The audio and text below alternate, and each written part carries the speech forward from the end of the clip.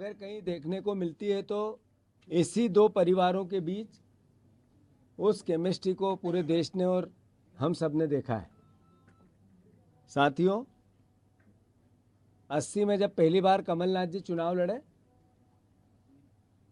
तो इंदिरा जी ने आम सभा में ये भावना व्यक्त की कि ये मेरा तीसरा बेटा है। कमलनाथ जी के लिए तीसरे बेटे की एक संज्ञा दी। उससे आगे बढ़कर इस 45 साल की यात्रा में, राजनीतिक यात्रा में कमलनाथ जी की पिछले 7 साल से वो मध्य प्रदेश की कांग्रेस पार्टी के मुखिया के तौर पे हम सब कांग्रेस के कार्यकर्ताओं के साथ कंधे से कंधा मिलाकर हर परिस्थिति में सुख में, अच्छे में और बुरे में पूरी दृढ़ता से कांग्रेस के विचार को आत्मसात करके विपक्ष की भूमिका निभाते हुए निडरता से अपना कार्य करते रहे। साथियों, मुझे ज्ञात है वो पल, वो समय जब सिंधिया जी ने कांग्रेस पार्टी की सरकार गिराई थी।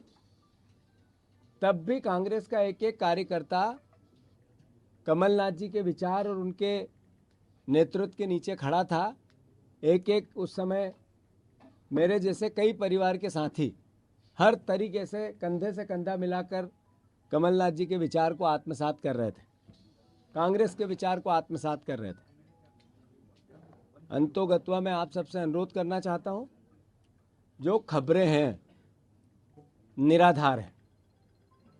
कोई किसी प्रकार की वो भावना, कभी सपने में आप सोच सकते हो कि इंदिरा जी का तीसरा बेटा कांग्रेस छोड़ सकता है? कभी सपने में भी ये विचार आ सकता है कि अभी 2 महीने पहले जिनके नेतृत्व में हमने चुनाव लड़ाए कि कांग्रेस का कार्यकर्ता अपनी जान लड़ाकर उनको मुख्यमंत्री बनाने के लिए अपना सब कुछ निछावर करता रहा, क्या उनको छोड़ने की बात कमलनाथ जी कर सकते हैं? कभी सपने में भी आप सोच सकते हैं कि जब सिंधिया जी जा रहे थे, सरकार गिरा रहे थे, तब हमारे जैसे लोग पुलिस के और उनके गुंडों के डंडे खा रहे थे कमलनाथ जी को मुख्यमंत्री बनाने के लिए जगह जगह, वो हमें छोड़ के जा सकते हैं? कांग्रेस पार्टी को छोड़ के जा सकते हैं? मैं फिर से, जैसा कि अफवाहें हैं, राज्यसभा का चुनाव में अशोक सिंह जी का नाम कांग्रेस पार्टी में आदरणीय कमलनाथ जी ने प्रस्तावित किया था और उसी के आधार पर हम सब विधायकों ने भी किया था, हमारे पूरे नेतृत्व ने एक साथ मिलकर किया था और सर्वसम्मति से अशोक सिंह जी को राज्यसभा भेजा गया। और यही कारण है कि वो एकमात्र कांग्रेस के उम्मीदवार आप सबके बीच में। तो मैं फिर से, ये खबरें निराधार हैं और मैं मानता हूं कांग्रेस का एक एक कार्यकर्ता जो विपक्ष की भूमिका हमें निभाने को लेकर जनता का जनादेश मिला है, उसमें दृढ़ता से लगे हैं, लगेंगे बहुत जल्दी।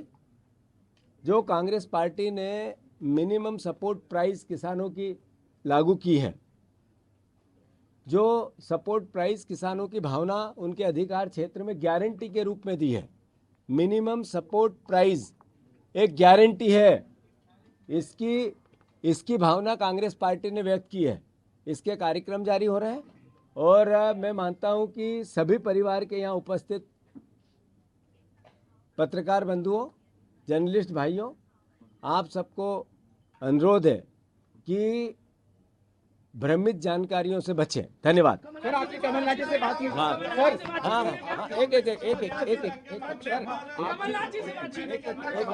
आपकी कमलनाथ जी से बात होकर हो गया एक एक करके पूछेगा जवाब सर।